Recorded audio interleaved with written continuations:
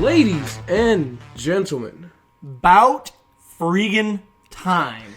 NXT Takeover Portland, and I just have 3 words. That was awesome. Yeah, that was pretty great. That was pretty great. So, as always, my name is Marques White. My name is Nick Cavalli. And we invite you to join the Revolution. No, not join the Revolution. We welcome you to the Revolution podcast. I'm tired, okay? So I take the lead. As you can see, my friend here looking a little snazzy today. Unless you're listening to the audio version, you can't see it. He's in his work outfit. Yay. We are shooting this during the day, if you can't tell from the extra lighting, because we worked last night. We both closed. I work tonight, and then we both work tomorrow night. So yeah, so we're getting these in when we can. But, yeah. So, NXT Takeover Portland. Fantastic. Real quick before we jump into that, I want to touch on the fact that, breaking news, Kathy Kelly announced that she is leaving WWE. They had a kind of like a celebration for her with an interview at the end of the show, so that was nice to see. Undisputed Era did their whole thing, gave her a gift. So, Kathy Kelly, we will miss you. You were one of the better announcers. Hopefully, whoever replaces you, actually does a good job. So, we will miss you. Now, into the show. This show started out with the Teddy Roosevelt "Man in the Arena" quote, which I thought that was really cool. Mm-hmm. Then we got the Poppy concert that I just kind of fast-forwarded right through. You and me both. Yeah, don't care about Poppies. No offense to you, Poppy, but you're just not my taste.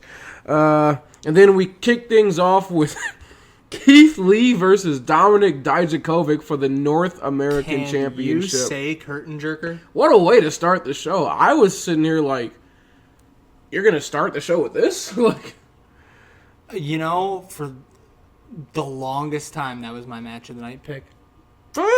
I didn't think anything was going to top that, and I was really nervous about the order of matches for this show. Like, yeah, and they proved me wrong, but I was like, what are y'all doing?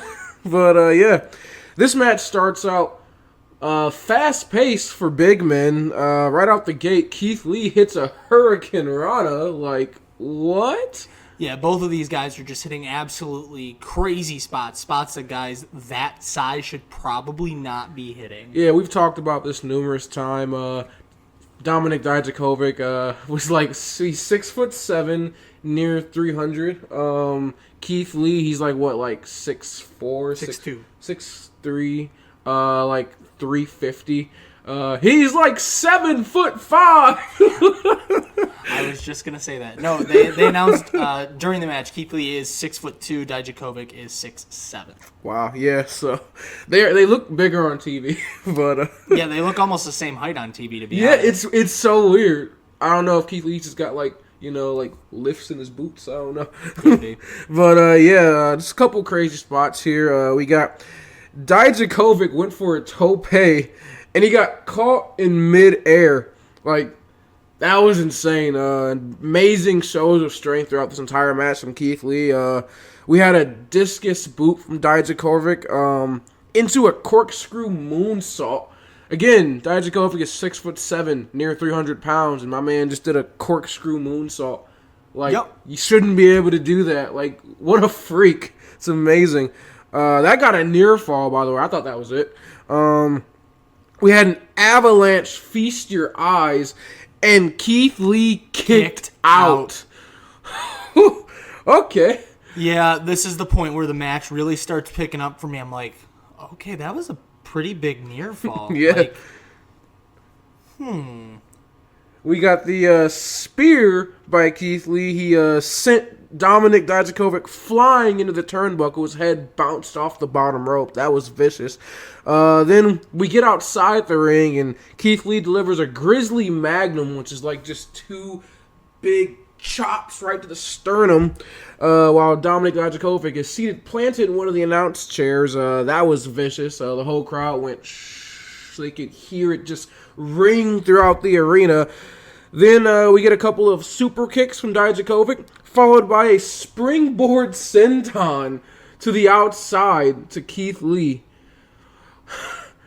Like, What is this match? This is amazing. Like, one of my favorite parts of this match was both men had each other in like a chokehold. They both go for like a choke slam, and they both like flip out of it. Yep. Keith Lee at like 350 did a standing like backflip. Mm-hmm.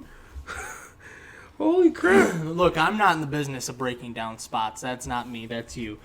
But this match was just absolutely over the top. It was fantastic. I literally, it kept me awake last night at 4 o'clock in the morning when I started watching it. Yeah, again, we had to watch this pretty late, or pretty early for me. I watched it today, but we had a spirit bomb from Keith Lee, but Dominic pops up. Then gets hit with a second spirit bomb, and I thought again that was the match. I was like 1, 2, oh, that was the second closest near fall of just this match. But then things get crazy as both men go to the top rope, and we see an avalanche Spanish fly. Yeah, I mean that's a move that normally I'd be like, yeah, everyone does it, and then you see Dijakovic do it to Keith Lee from the top rope. And you're just like, oh, they're dead. But in the end, it is Keith Lee hitting the Big Bang Catastrophe for the 1, 2, 3. Still, your North American champion, Keith Lee. Bask in his glory. By the way, I didn't know this going into the match. I have actually forgot. They before this match were still tied in wins and losses. Series, So that was the tiebreaker for their rivalry there. Thing that really got me, Keith Lee, he celebrates, he does his Keith Lee thing, and then he goes and he embraces Dominic Dijakovic. He grabs him by the back of the head and just hugs him, tells him, I'm so glad it was you, stuff like that. Yeah, he even helps him up, get to the top rope, and they both not celebrate, but they both take in the crowd. I just thought that was cool. Nice show of respect from these two men. Put on a hell of a match. Hard match to follow. And if anyone was going to follow it, it was not going to be Tegan Nox and Dakota Kai. It just wasn't. That was a good match. It was a good match. Let's get into it. Again, I was worried about the placement of the match on this card. This is one where I was like, you can't do that. And you almost did. You got close. Well, this is the thing. It was a really good pace changer. You go from the high-flying, high-octane action of those two to Tegan Nox and Dakota Kai in an old-school street fight. Yeah. And it worked. It changed the pace right. The crowd got into it in a different way, which was good. The crowd was not continually exhausted. This is a good way to change the pace. And then you did the thing. Yeah, so we'll start out at the beginning here. I got actually annoyed because the promo packets, for every pay-per-view, they always do a promo package before each match. And the promo packets for this match gave you the story that we should have had the entire time. Like, they had interviews with both Tegan Nox and Dakota Kai explaining their hatred of each other and what they're going to do to each other. And I'm just like, y'all should have been doing this from the beginning. Yep. Instead of having meaningless matches on NXT that didn't build the feud at all, why didn't you just do this? So it's just me, but I came into this match annoyed. Like, I was already like, okay, let's get this over with. Let's just move on. It made me excited, dude. I know I'm a Tegan Nox stan, but oh my God, I was so ready to go. I was so ready for this match. I mean, I was ready for them to prove me wrong, and they almost did. Like, I was like, okay, now at least we have background. Now, Well, they did. I don't know how NXT did. Yeah, I was like, now we have background now, and now we can actually. I have a reason to somewhat care about this match because you didn't do a good job of making me care before. So we get into this. Tegan Nox comes out, and repeat spot as Dakota Kai attacks her in the entrance, and they just go at it. We have Tegan Nox delivering a spear to Dakota Kai through the barricade, then follows it up with a DDT on said barricade. Yikes. The spots in this match were absolutely brutal.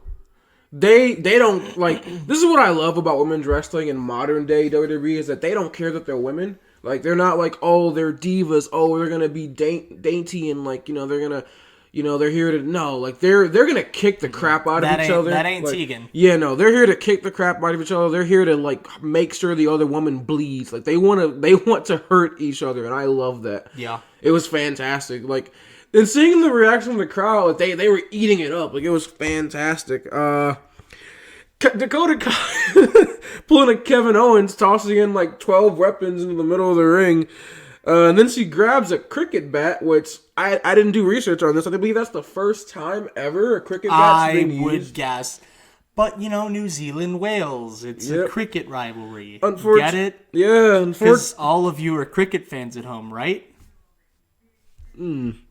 Yeah, so unfortunately, we didn't actually get to see it used. She goes to swing it, misses, and it shatters on the ring post. Yeah, as someone who's played baseball and has broken a bat or two. Ow. Yeah. That's not comfortable, and a cricket bat probably hurts worse. So yeah, I was gonna say she sold that, but no, she was like in genuine pain. Yeah. Her arms were. She probably didn't feel anything from the elbow down. Yeah.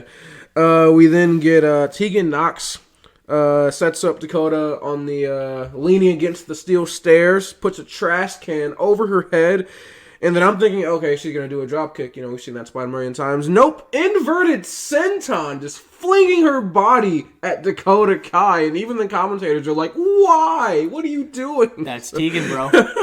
We then, that's my girl. And then headshots are back apparently because Dakota Kai with a headshot to Tegan with the trash can lid. Yep. I was like, what? Yeah, they didn't pull very many punches in this match. No, they didn't. But let's get to the good stuff here. Yeah, so we get a choke slam from Lady Kane. Oh, that was great. Then followed by a Molly go round. A big shout out to Molly Holly for a close near fall. We get dueling crowd chants after that. That was, by the way, Portland, you did not disappoint. Nope. You were hot all night for every match. Didn't matter. And even Marinello said it. They are going back to Portland, and I can't wait. No, we then get Knox. She sets up Dakota Kai inside the steel chair. She sets up the chair, puts her head through it, and then she goes for a punt. Okay, Randy Orton. And then she misses, and then Dakota Kai gets the advantage. She takes Tegan to the ring post on the outside, delivers 2 big boots, and then grabs a laptop. But then Tegan grabs it and targets the knee. And this is when things get vicious. This is when I put my phone down and went, "It's time, Tegan. Yeah. It's time. Tee off, please." So she goes to work on the, by the way, surgically repaired knee of Dakota Kai. Turnabout is fair play, right? Hits her with the laptop. Then she grabs a chain, delivers multiple shots with a chain. That's not the best part. She takes the knee brace off, puts her leg into the steel chair, and then stomps on it. Oh, man. Follows it up with the shiniest wizard. And I'm like, oh, That's it. That's it. I'm not done with you. Oh, my God. What more can you do? Tegan, you just went from insane babyface to like... She's Lady Kane. Yeah. Yeah. So you know what? She does remind me a lot of John Cena. Like the I Quit match with JBL. I'm not done with you. She goes, "I'm ending you." She grabs a table, puts Dakota Kai up on the table, and then grabs a steel chair And wraps it around her neck. and then goes to the top rope. I'm like, oh, God. I was so excited. This is like, this is going to be my match of the night. I'm like, this is how you follow. If you're going to follow up, Keith Lee Dijakovic, this is it, dude. This is the way to do it. These last 15 minutes of this match were really good. This is going to be my match of the night. I was like, it's going to be cool. Tegan Knox is going to be my MVP. And then... Rockwell Gonzalez. Who? Yeah, as the crowd started chanting, "Who are ya? Who are ya? Who are ya? Who are ya?"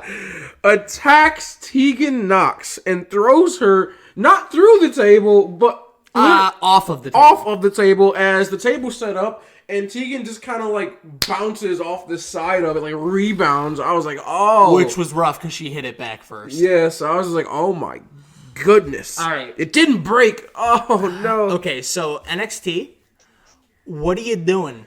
Yeah, I didn't like this at all. What are you doing? I don't know Raquel Gonzalez. I looked at some tweets. Apparently, she's was in the Mae Young class. Yeah, she's a pretty big star, but I don't know her. The crowd in Portland didn't know her. So, not a good way to introduce her.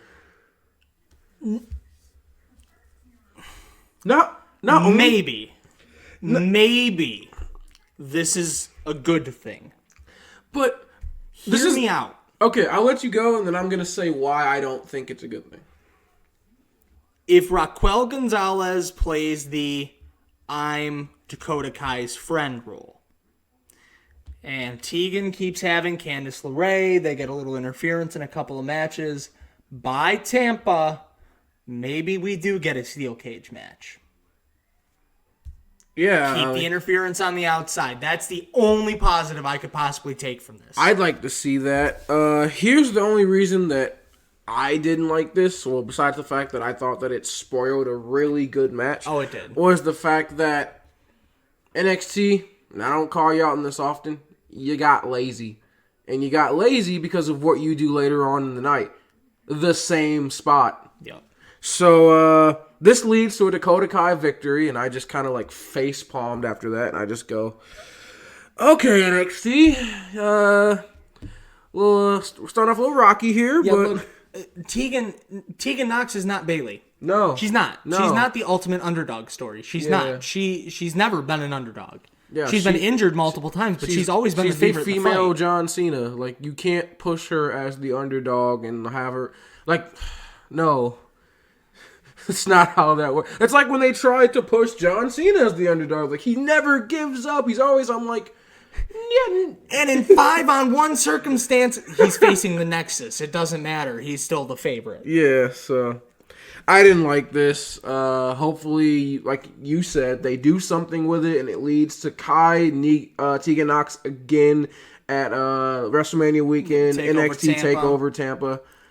Hopefully, preferably in a steel cage, please, or a cell or something where it's NXT. It'll probably be a steel cage. Yeah, where it would be the first NXT Hell in a Cell match. That'd be cool. So we move on now to my God, what I predicted going into the night that it was going to be one of the best matches of the year, and you did not disappoint. Johnny Gargano versus Finn Balor, and you couldn't have done it any better. I'm going to be honest with you guys. I took 3 notes for this match because I don't think me sitting here breaking it down is going to do it justice. Mm-hmm. And quite frankly, I didn't want to take time. This is maybe selfish of me. I didn't want to take the time to write notes to take any time away from watching this match. It is a sit back and watch classic. This is it's a master class in storytelling and in-ring psychology. That's all I wrote. Essentially, it's that good. These two. This was not like some, high octane, flippy, like indie darling, like people maybe thought it was going to be. No, this was 2 of the best professional wrestlers in the world showing you why they are the best at what they do. That's what this match was. If anyone didn't believe that Johnny Gargano was the face of NXT going into this match, and if anyone didn't believe that Finn Balor is still one of the best wrestlers in WWE, they went, okay, I'm going to show you this. And they did just that. I mean, these two are the history and the future of NXT. They are the greatest NXT performers, 2 of the 4 of all time. Yes. I mean, the crowd was just electric, like to steal from Michael Cole. Electric! Throughout the entire match. Like, as soon as they started playing the promo package, then the theme songs, just the whole time.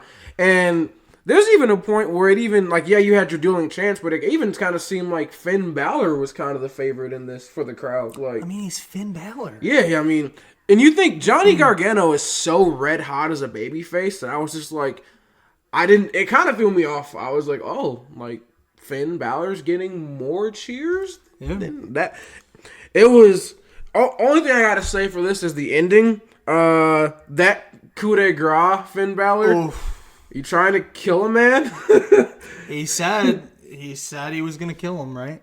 Yeah, I mean, and Johnny, I don't even think that was selling. Like, I think he was legitimately like Dying. Like, I mean, you saw him like coughing up. Like, I was just like, oh. And then of course he hits the one of the best 1916s I've ever seen for the victory. And I just have here, I mean, it's official. NXT is Finn Balor. Oh yeah.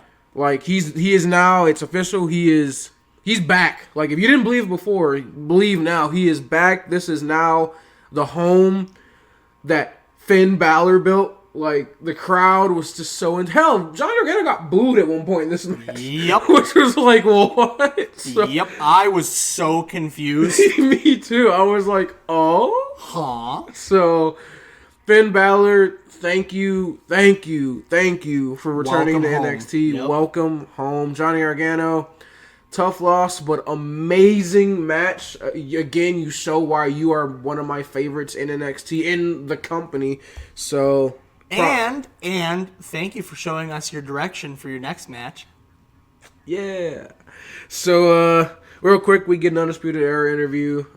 Nothing of No one cares. of substantial things here. We move on now to another fantastic match. NXT, you just minus the one spot at the end of that one women's match, you didn't miss. I mean, I knew this was going to be a great match, and it was. Rhea Ripley versus Bianca Belair for it is now again the NXT Women's Championship. Well, that was fast. Yeah, good job, Becky. You did good. Yeah, that didn't last long. You know what? This was a fantastic match, and I did watch it, and I did care about it.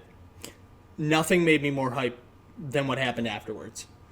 So, which we will get to once Marcus is done breaking down spots. well, I didn't have really many spots for this. This wasn't a spot match. This was more of a technical masterpiece.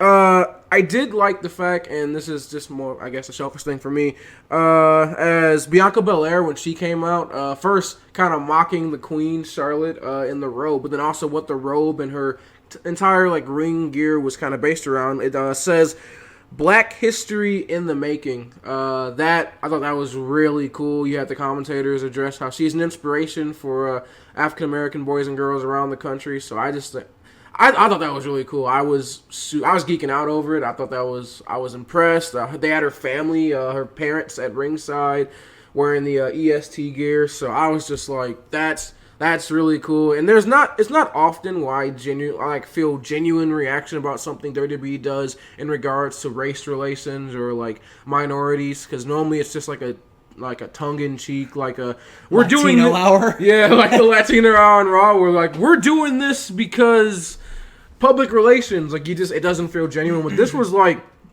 you feel Bianca Belair. Like, you feel all of it, like her raw emotion coming through her character. You feel that this is something genuine, that she truly believes, like, what she's doing, and it's just like, that was just really cool for me. I enjoyed that.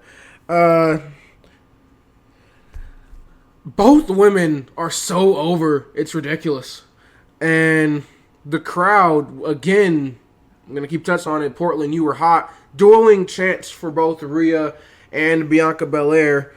You had a couple spots. Like you had the braid whip from Bianca Belair. That was, of course, following a back and forth slap off between the two women, which led to a military press from Bianca. You're not a fan of the braid whip?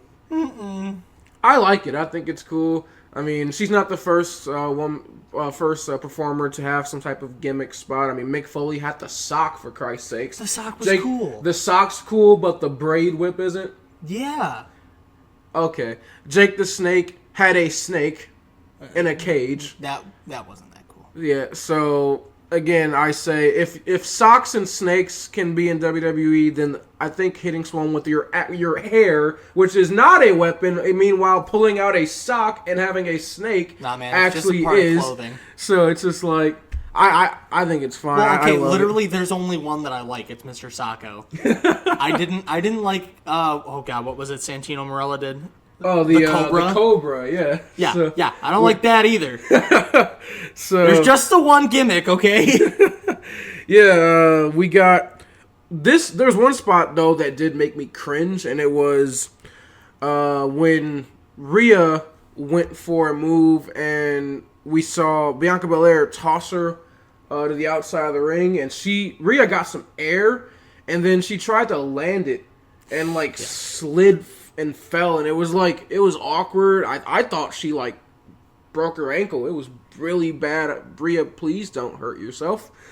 We need you. We need you, please. Especially now.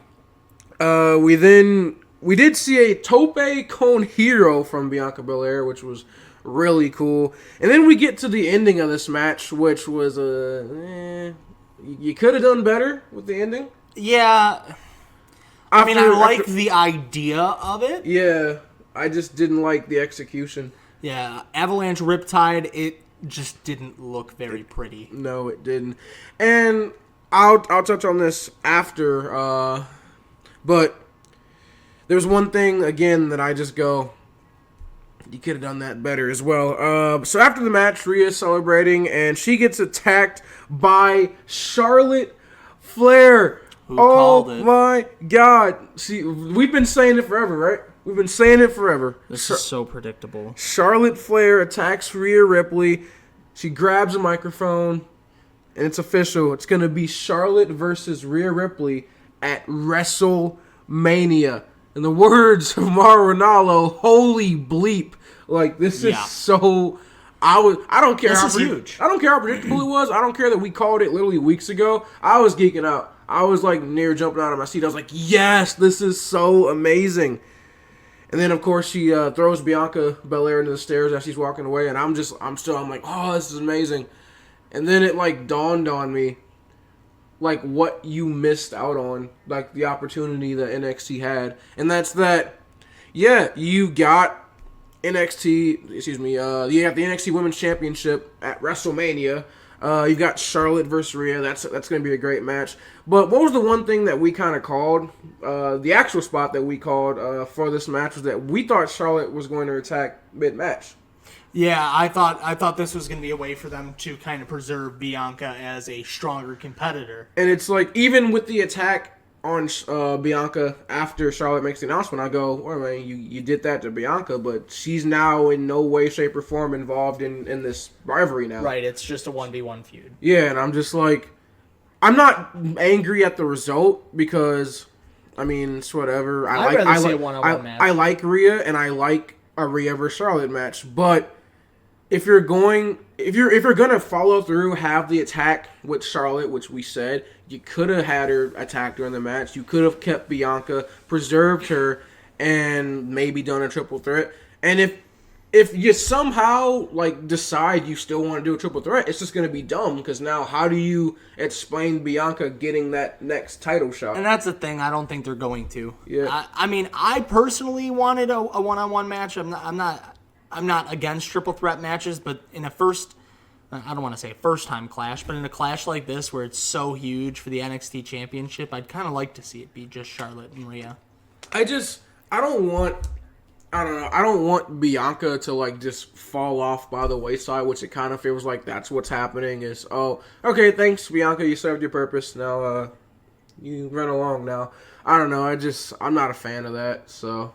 Yeah, it's not a low point. It's not a bad thing per se. It's just a personal preference. You could have done that. Unfortunately, in wrestling, sometimes it's just how the cookie crumbles. Yeah. We do go in now to the tag team championship match, as it is the Undisputed Era's Bobby Fish and Kyle O'Reilly versus the Broserweights team of Matt Riddle and Pete Dunne. My God, this started out cringe. How much fish could Bobby Fish fry if Bobby Fish could fry fish? They come out on the Brosermobile wearing the t-shirts that say what my friend here just said. They get no reaction for that phrase. And then Matt Riddle starts to repeat it. Says everybody. They throw it up on the Titantron. With a fish and Bobby Fish talking in the background. With Bobby Fish, like, horribly, like, molded into a fish. WWE, what are you doing? What are you doing? No, I'm done. No. It was a one-time thing, and you killed it. It's like when Fandango had that one spot on Raw with the Fandangoing, when everyone was, like, doing this to his theme song, and it, like, went trending worldwide for, like, one night. And then they came back on the next episode of Raw. Who wants to go fandangoing with me? And it was just like, oh, cringe. Yeah. And you did it again. You pulled the same mistake. Well, luckily Matt Riddle is too charismatic and Pete Dunne is too amazing for this to bury them. Yeah, I mean, it would have been cool. You come out in the t-shirts and everything. Just don't acknowledge it. Don't do. Yeah, that was like a. The thing is, the NXT like excuse me, the what's the arena? Full NXT Sail. Arena, The Full Sail Arena crowd is completely different from the crowd you get even at takeovers. Yeah. I mean, don't get me wrong, the NXT universe is always hot, but that Full Sail Arena crowd, that's again a lot of people coming week in and week out. You got students on campus, people that are there all the time. It's a very different reaction. It's like the TNA Impact Zone in Florida. Because, you know, I can't believe you just made that comparison. Well, because, like, the Impact Zone arena, like, it was, like, you know, a lot of the same people. It was stationed in Florida, and the reason the crowd was so hot, like, you had that continuous crowd, but you had things that you could do there that you couldn't do when they would take their show on the road. It's the same thing with NXT. And you tried doing let's do the Bobby Fish thing, and it fell flat in his face. It was cringy. I was like, can we move on? And it lasted, like, 3 minutes, and I was just horrified the whole time. Pete Dunne looked absolutely disgusted. Yeah. Like, I can't believe this is what it's come to. Speaking of things that I thought were going to be one-time things that are not, did you see what just went on sale on AEWshop.com? No, I didn't. The stained glass Sammy Guevara t-shirt. Oh, I figured that wasn't one. I thought that would be a one-off. Oh, no, I knew that was going to be a t-shirt. Once it's on a t-shirt, that's Yikers. Anyways, yeah, this match was... I mean, it was a good match. It was good, but... God. Yeah, that beginning was like... what I have for this match is just that... I mean, while what Matt Riddle did was cringe, don't let that take away from the fact that he is amazing in the ring. Absolutely. Bro. Yeah, he showed his stuff in this match. Him and Kyle O'Reilly both. Were both just amazing throughout this whole match. This segment where they did the dual submission spot. Yes. That was amazing. And then how you had Matt Riddle fight out of it by hitting a knee strike to save Pete Dunne and then just falling backwards to break out of the hanging submission that he was in. Mm-hmm. That was really cool. We saw at one point Pete Dunne, he was trapped in the corner while Matt Riddle was under submission. And then he takes the fingers of Bobby Fish, snap, just breaks them. Broken fingers, broken dreams, right? Bobby Fish won't be frying any fish anytime soon. Yeah. We even saw the emotion from Pete Dunne when they thought they had the match won at one point, and he's just and not tears, but you just saw it on his face. That's the most emotion I've ever seen on Pete Dunne's face, ever. Yep. That was great. Then we get some misfires here. First we see a misfire from Undisputed Era. A little bit of miscommunication there. Shot to the corner from Bobby Fish to Kyle O'Reilly. And then we get a misfire from the Broserweights, same spot. And then another one as Matt Riddle comes in the ring, hits a spear on Pete Dunne. I thought that was it. They went for the pin. I was like, that's it. Chasing the Dragon. 1, 2, 3. Up! Kick out. I was like, okay. We're doing near falls now? Like that close? I mean, every single match. That was insane. And then at the end, we get I don't even know what to call it. I put a tag team GTS. Is essentially what that was for the Broserweights victory. And the reaction of the crowd. Matt Riddle's face. That is, by the way, his first championship in WWE.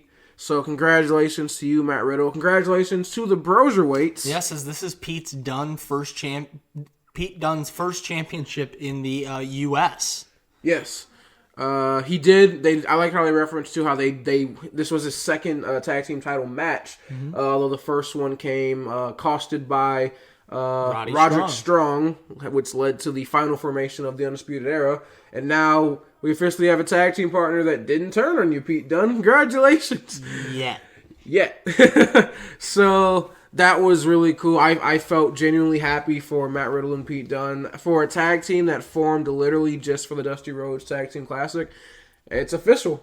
And this made me angry. I saw people on Twitter trying to compare this to when, like, on the main roster, when WWE just, like, forms tag teams randomly. And they're like, well, you guys would get upset if this was happening on the main roster, but you're not upset when it happens with Matt Riddle and Pete Dunne.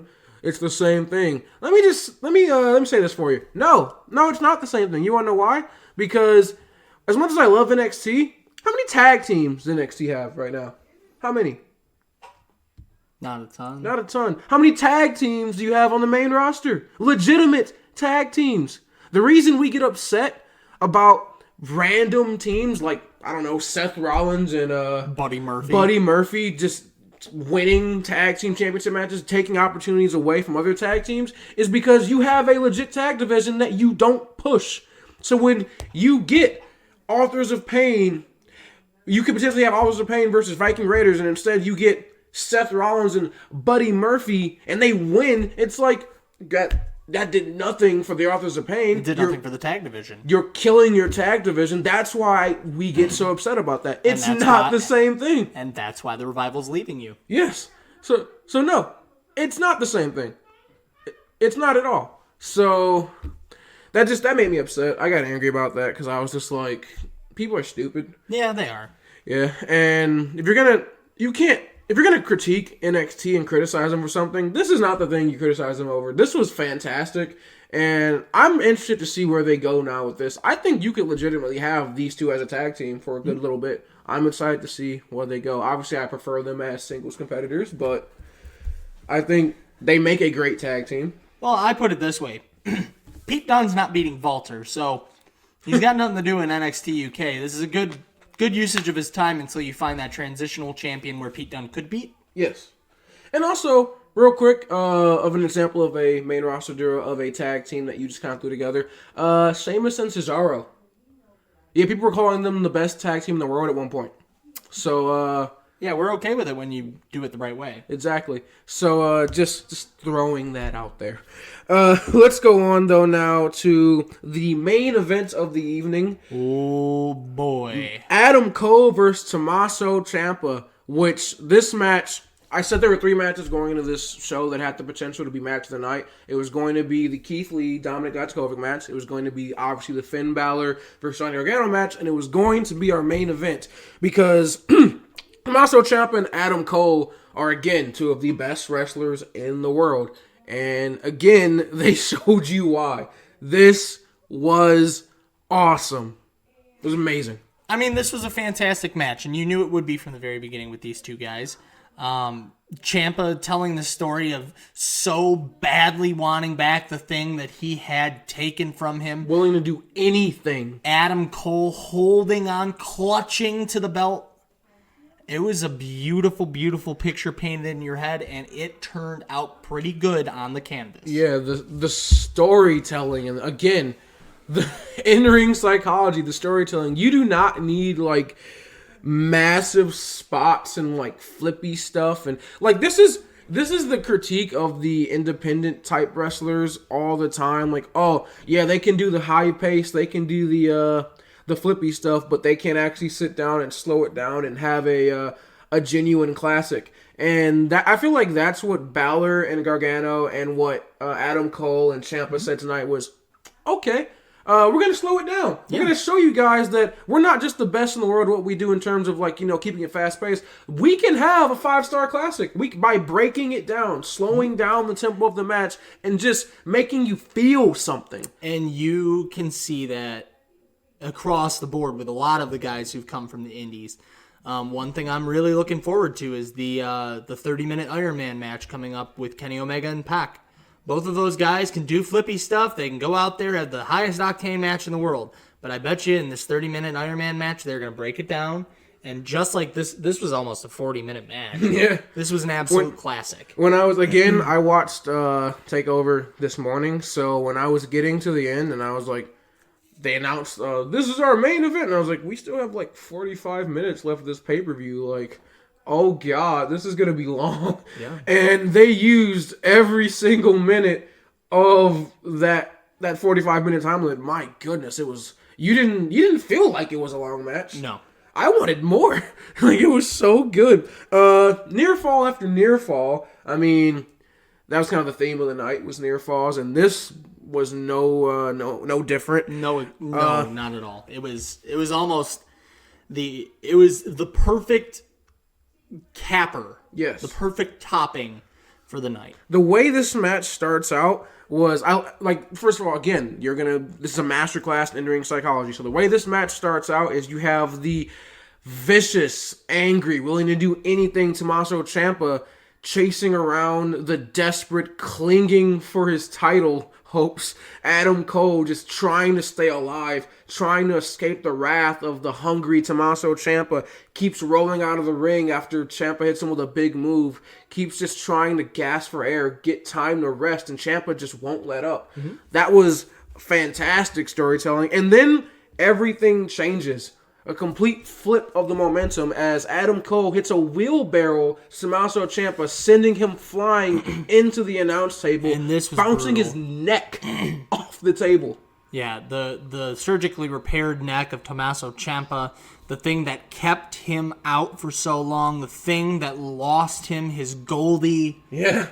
And then everything changed. The entire landscape of the match was completely different from that point on. You had Mauro Ranallo go, that's the match, that's it. From that point, Adam Cole was in the driver's seat. You're like, okay, so much for that, right? Adam Cole's just breaking down Ciampa, shots after shots from the neck, whether it's the Hoshi Garoshi for a near fall, just multiple super kicks to the back of the neck.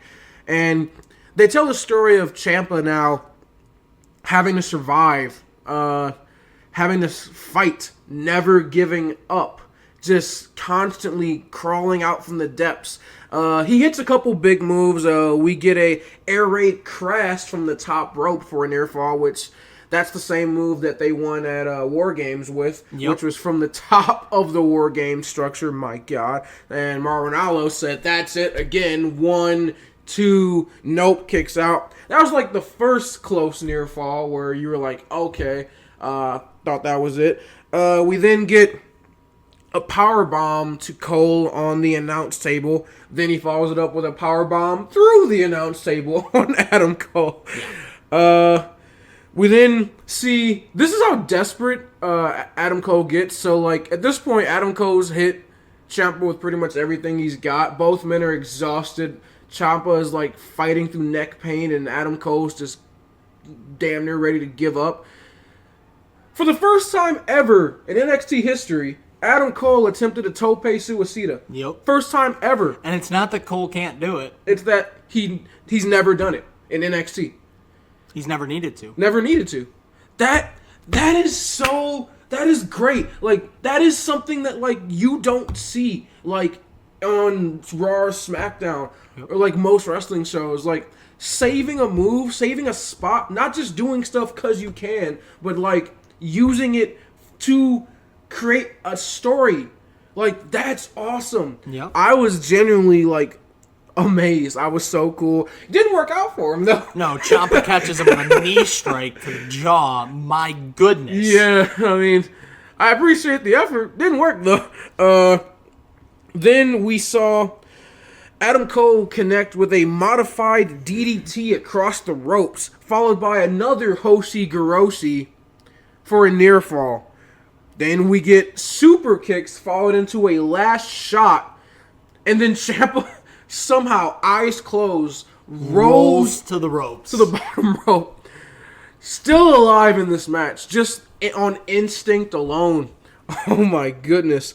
We then get Air raid crash onto the apron. That puts Ciampa back in control of this match. Followed by a Panama Sunrise from Adam Cole. From the announce table onto the floor. But then somehow Ciampa just kind of like on adrenaline alone pops up, hits a draping DDT Randy Orton style, and then hits the fairy tale ending for the 1, 2, 3. Oh my goodness, he kicked out again. Adam Cole still alive in this match. I'm talking like it was like here. Like it was that close. Ciampa emotional, like tears rolling down his face, completely distraught, knowing he was this close. The call Marinaldo said, potential tears of happiness turning into tears of frustration, knowing he was this close from having his goatee back, having his life back. Absolutely. This match brings such emotion. Yeah. Which is something that is a little different for a match. Generally, matches are not the things that provoke emotion quite as much as segments or spots. This whole match provoked emotion. We then get, the classic way Adam Cole wins matches, as Roddy Strong comes out to distract the ref, and then out comes the rest of Undisputed Era. They attack Tommaso Ciampa, and I knew this wasn't going to be the end of the match, because, that's what they want you to think. Like, oh, here we go again. This is how he's going to win. Ciampa gets beat down. Adam Cole goes for the cover, and Ciampa kicked out. He then delivers 3 super kicks. 3 super kicks to Tommaso Ciampa, and then a last shot to the back of the neck. 1, 2, Ciampa effing kicked out.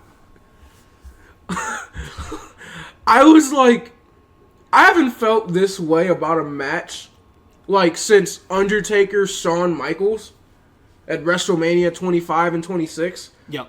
Like near falls don't surprise me very often. I was just like, the determination. Yeah, the way they were telling this story. Like, Ciampa, it didn't matter. Ciampa was going to die in that ring or win the championship. It didn't matter. And then we see goes for a shot with the title. Adam Cole goes for a shot with the title. The ref gets knocked out. Delivers a low blow to Tommaso Ciampa. Then goes to the top rope. And Tommaso Ciampa hits a low blow on Adam Cole. Fairy tale ending, but there's no ref. And the crowd counted to 15. Tommaso Ciampa would have been your new NXT champion. So Ciampa, he's sitting there. He's distraught. He's like, what do I got to do? Like, Johnny Gargano comes out. His best friend. Wearing the DIY gear. Tommaso Ciampa's emotional. He's reaching for the belt, thinking his best friend is here to support him in his time of need. He's going to help him fight off the Undisputed Era. And Johnny Gargano grabs the belt, rips it out of the hands of Tommaso Ciampa. And as Ciampa leans through the ropes, clocks him in the head with it. So, not only, like, let me tell you about this spot, because if you're just watching this and you're just, like, you could totally miss this.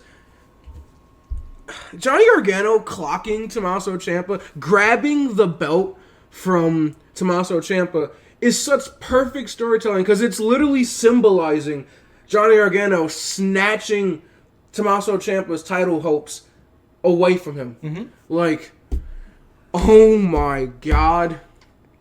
And then Adam Cole pins him. 1, 2, 3. Adam Cole is still NXT champion. I did not see that one coming. I don't think anyone saw Adam Cole retaining. I don't think anyone saw Johnny Gargano turning heel, attacking his best friend. Again, the rivalry that never dies. One of the best rivalries in NXT. Yeah. And ladies and gentlemen, we might see it. We didn't see it last year. We might see it at NXT Takeover Tampa Bay. Tommaso Ciampa versus Johnny Gargano. I can't wait. Hopefully they just find a way to put that on the Mania card. Oh, please. Please. I mean, we got to save something for Tampa Bay. I know. But I just, oh my God. And again, this is going back to earlier in the night, the only critique, and I feel bad about it, but it's somewhat, this isn't even a critique of this match, because I liked what they did here. I didn't like what they did in the women's match earlier, because it's lazy. If you knew you were going to do an interference spot later on with Johnny Gargano, one that this deserved it, quite frankly. Like, they earned that interference spot. You're going to do it for this Tegan Nox Dakota Kai feud in a match that, quite frankly, didn't need interference for a person that no one cares about. So, that's my only critique there. I am a little sad, personally, that Tommaso Ciampa didn't win the championship, you're supposed to feel that way. But just after everything coming back, the 3 month, I'm like, okay, this is it, right? Like, finally. And now they got you tuning in on Wednesday, because I'm excited to see how the hell they go. Like, what do they go from here? What do they do? I am so excited for Wednesday, and obviously not just for that. Well, yeah, for AEW. We're going to have the first ever steel cage match in AEW on Wednesday. We are going to have one hell of a week this week, and then SmackDown's going to exist on Friday. I'm so emotional. I was like fumbling over my words, because I haven't been this excited for professional wrestling in such a long time. Like, genuinely, not even SmackDown can ruin my mood. I'm riding on such a high right now of, like, just wait till it gets here. So, we do have to have, even though I loved pretty much every match on this card, there does have to be a match of the night. There does have to be MVP. So I'm going to let you go. What is your match of the night, Nicholas Cavalli? My match of the night is going to be Adam Cole and Tommaso Ciampa. All right. That was a close second for me. My match of the night is Finn Balor and Johnny Gargano. Masterclass, I'm telling you. Masterclass in in-ring psychology. My MVP for the night it was close because I wanted it to be Keith Lee wearing the t-shirt, but I think my MVP of the night is going to have to go to one Tommaso Ciampa. This is tough for me. Selfishly, after seeing her in TakeOver for the first time, I really wanted to go with Tegan, and that match was fantastic, the way she snapped. Had they followed through with the table spot, she probably would have taken the cake. I'm going to give it to Dominik Dijakovic. I think out of the two people in what may have been the quote-unquote flippiest match of the night. Which, who would have thought that going into this Out of the two people in the super flippy match, he did the most flippy. Yes. So, yeah, that's our MVPs. That's our matches of the night. Fantastic. NXT, you get round of applause from your boys here at the Wrevolution. Fantastic job. You never let us down. As the meme says, they don't miss. So I'm looking forward to the next takeover. I'm looking forward to NXT this week. Fantastic job all around. So that's going to go ahead and wrap up our review of the NXT Takeover Portland. Do you have any last words? No, it better. I got to be to work in 20 minutes. Yeah, so as always, social media links down in the description below. You can always find this podcast on YouTube, Podbean, and Spotify. Apple and Google, we're looking at you. Come on, man. Disappointment level is too high. Up. And yeah, without further ado, my name is Nick Cavalli. My name is Marcus White. From Studio 6, we welcome you to join the Wrevolution. Have a good day, everyone. Have a great day.